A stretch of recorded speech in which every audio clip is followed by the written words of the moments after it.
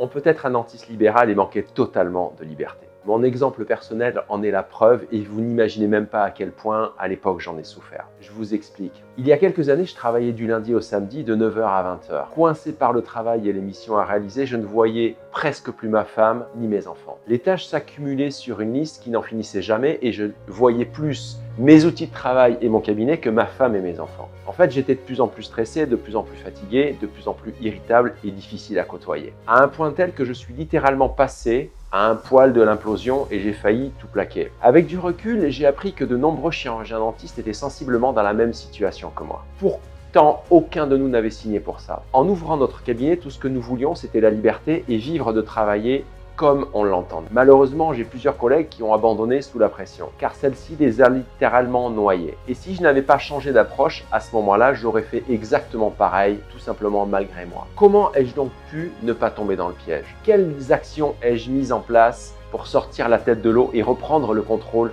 de mon bateau? Tout cela, je vous l'explique dans ma méthode dentiste libre, dans laquelle vous trouverez toutes les leçons que j'ai tirées de pires années de ma vie. Si cela vous intéresse, cliquez dans ma bio et n'oubliez pas de vous abonner pour plus de conseils entrepreneuriaux. À très vite.